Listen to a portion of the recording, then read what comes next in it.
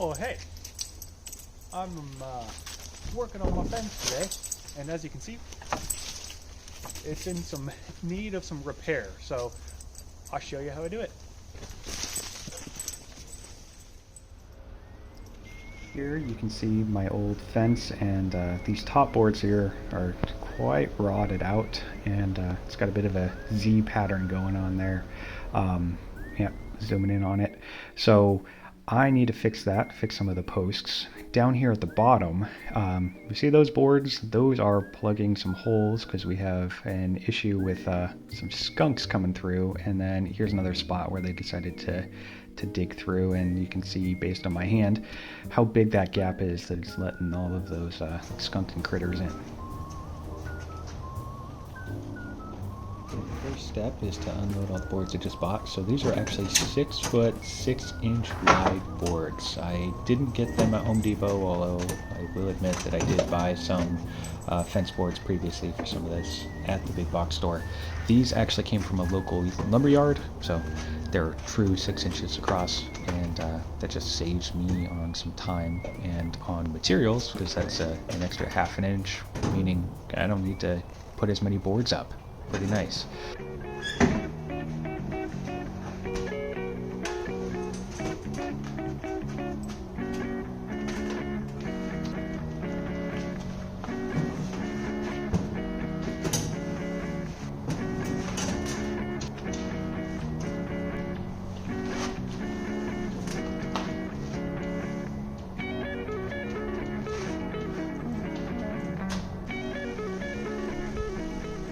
Backyard now, I have an old pallet, and I like to put the boards on that pallet. That way, you know, this is a multi-day process, so they're not sitting on the ground and that bottom piece of bottom wood boards are getting all dirty. And after moving all those back here, I was tired, and it's about 200 boards, and I took a little bit of a nap before the next step. So here I'm starting with the disassembly by taking off the top boards. And these are the rotted ones that I showed at the very beginning. Some of them are actually better than others, but the important part here is just to get them off. These actually give a lot of stability to this fence here, and it turns it kind of into an I-beam where they're supporting those posts and keeping them upright and in line. So when you're removing these, just remember there's nails in those boards, and whoa! You don't want to impale yourself as they come down. Now for the first part of construction, so we're going to put these boards back up, butt it up against the previous one, or the first part, and then make sure you're just slightly over the top of those fence pickets, because you want these to protect it and also to use this as a reference for later. So we're going to go drive a screw in, and you can see there that overlap with the picket, and then move over to the other side to make sure that we're in line. And do you see that right there? Here, I'll show you again. So this is just a pro tip when using a ladder like this. When you have rails on both sides to stand on, you want to go ahead and straddle it. It just makes it a lot more stable for you.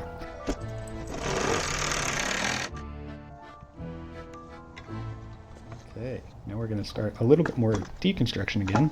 Take my circular saw, and right now I'm just using the new fence boards here to set my saw depth. So looking to see, I really just want to cut through just over or just past one board, and I'm going to actually cut these boards out of the old fence. So I'm just setting it to just have a ½ a tooth probably through the boards. And important part behind this is to make sure that you unplug your saw before you do that, and your fingers are near the blade. Once the saw is set, just going to make a cut at the bottom first, so that the top, you know, if you cut the top, then the boards are going to pinch the bottom as you cut it. So do the bottom first, right on the top side of those nails, and then on the underside of the nails at the top, the boards will all just fall right out, and I will collect these to use later to turn into planter boxes. So that's why I like to cut these. If you don't and you try to just bang them out, they're going to split pretty bad. And then the rest is just knocking out these little blocks and taking out the nails, knocking out the bottom parts, or pulling the bottom parts off and removing those nails. Unless, of course, the stringers are too bad, and then I'll go ahead and just leave them in and replace the stringers later.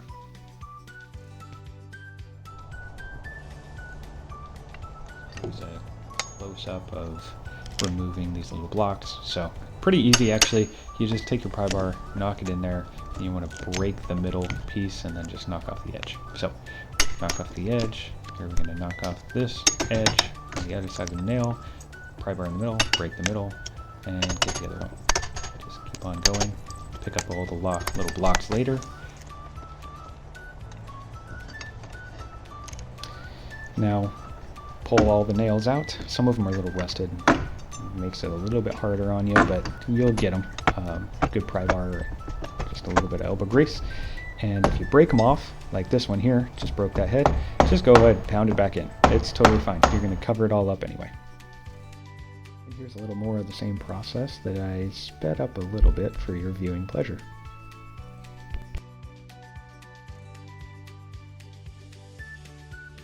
That is when I realized that that board down there was pretty rotted, that bottom stringer. So I skipped pulling the nails because what was the point?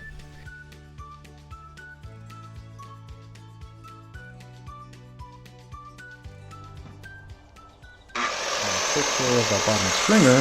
First thing I do, I actually just used one of those top boards I pulled off that wasn't too bad. I just cut off one of the rotted sections to get to the new good wood.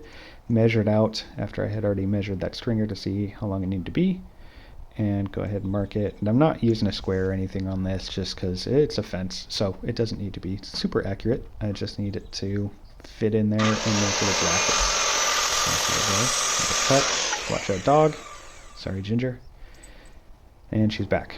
Those are a little gross to chew on, but maybe you'll take one. Now I'm test fitting here, see if I need to trim any more, and it looks good to me, so time to come back and remove the old one. I like to use a cat's paw for this just because it gets in there nice and makes it easier when you're trying to remove nails in a little bit finer fashion than just knocking them out with a pry bar.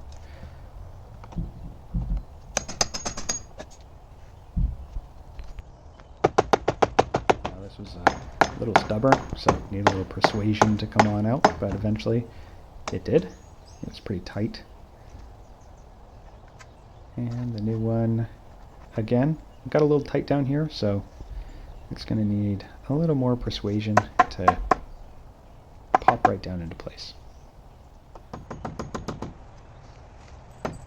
And here I'm just putting a couple of nails in to hold them in place, so I'm actually using some roofing nails because they got a nice flat top, they're galvanized, and yeah, they're short, so easy to put in. And on this side, oh, get a little kisses from the doggy. Now another issue I need to fix is this post, a little rotted, and I like to use the Simpson Easy Mender. I got them at Home Depot, I think. But they look pretty slick, so I have this little sledgehammer. You just put it up against the post where the concrete is, pound it down in there. You pound it a lot. You're going to get tired. You see me using two hands because it's a tiring process. But you just keep pounding until it stops going down, and then you know you're good. And what it's doing is it's embedding itself down into that concrete there, and then you can secure the top, and it creates a nice connection. You're supposed to put one on each side, but I don't want to see one. I want to have to deal with it with the pickets, so I'm just putting them on the back, and they seem to work out just fine. Just secure it with some deck screws. Normally, you could paint these black or something, but no one lives behind me, so no one's ever going to see it. Doesn't really matter to me. And that bracket took that wiggle right out. Looks much more solid.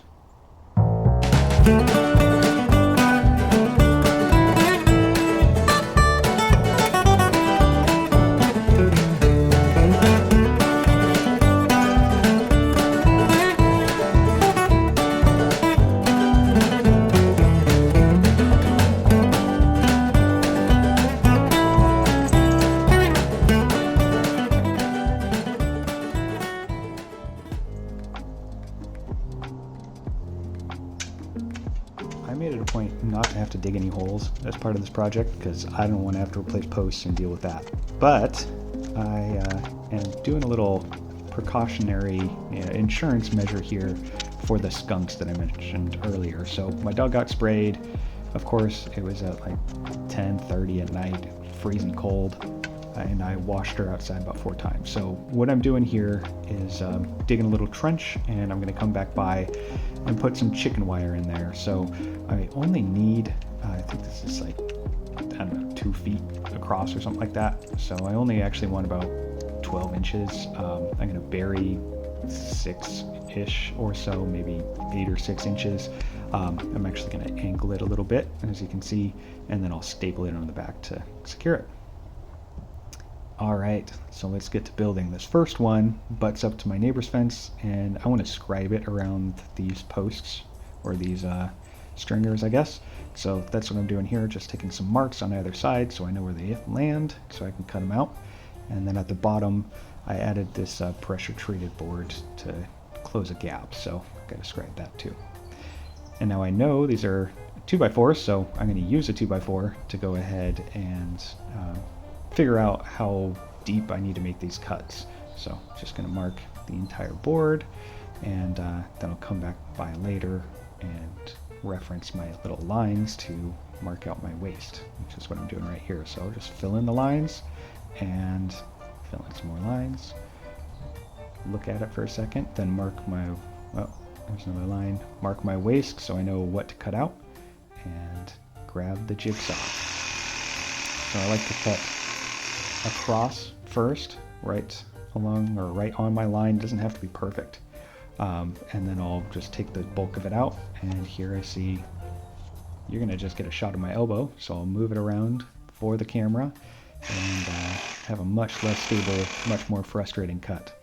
But I'm doing it for you guys, so hope you really appreciate this.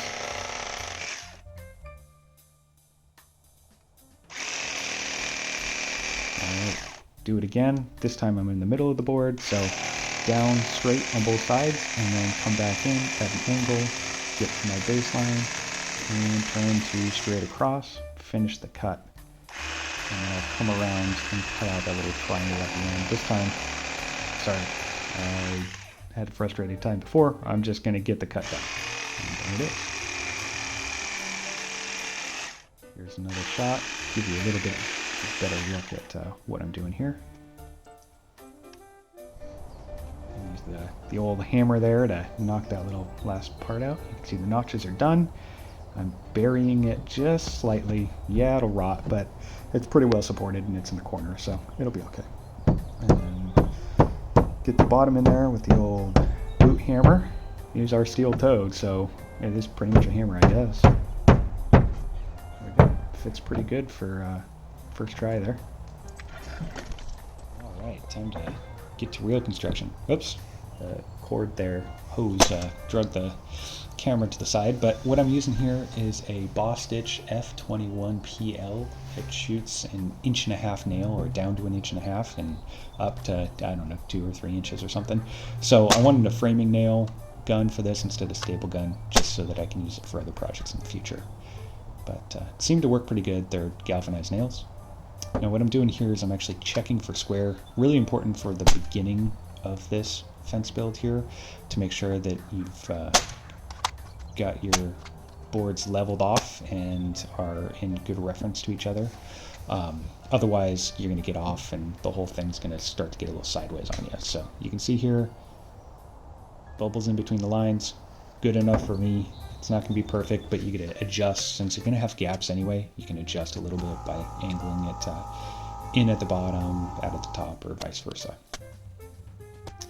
So this goes pretty fast, especially when you have full-length boards here. You just got to slap them up and stick them in, and then there's that chicken wire with just some staples in the back and securing that in place. So now you can really see the process. Just butt the board up against the previous one, slide it up to the top, and occasionally check for level. I put one nail in there so that I could adjust and keep on going.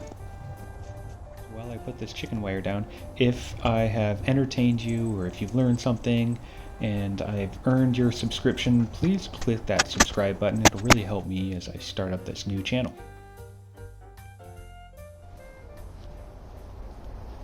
So I realized as I was putting this together that I completely forgot to show you how I cut a board to fit. So first thing I do, take a board, put it in here, mark a line on both sides to see how far it needs to go. So it's on the ground here.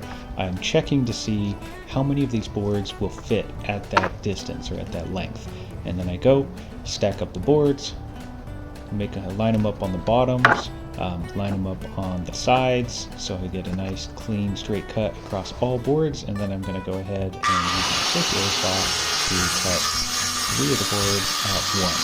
And all 3 of these will then fit right in that space. I'll bring them back, make sure that it works. Yep, they totally fit. Nail them in place and move on to the next section. Here's a little progress shot. Sorry for the camera quality. I don't know exactly what happened. Maybe the lighting's not great, but we're moving right along.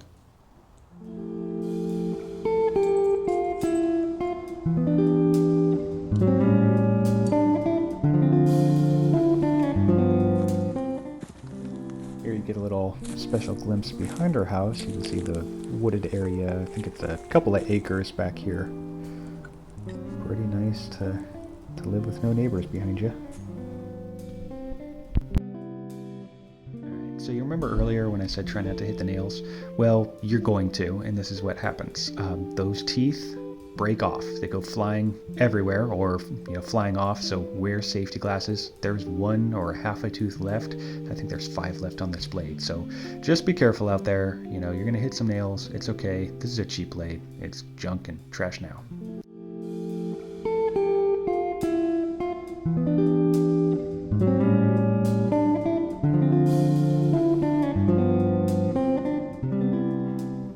There it is, my rebuilt fence, and I did save some money. So here's how much this thing would have cost me if I would have replaced all of the posts, had to put new brackets in, changed all the stringers on the top and on the bottom. I know I replaced a few of those, but not very many, and then had to do all the concrete work too. And then there was some extra time in there, right? I would have had to dig all those post holes or pull all the poles, put the new ones in, concreted, done all that.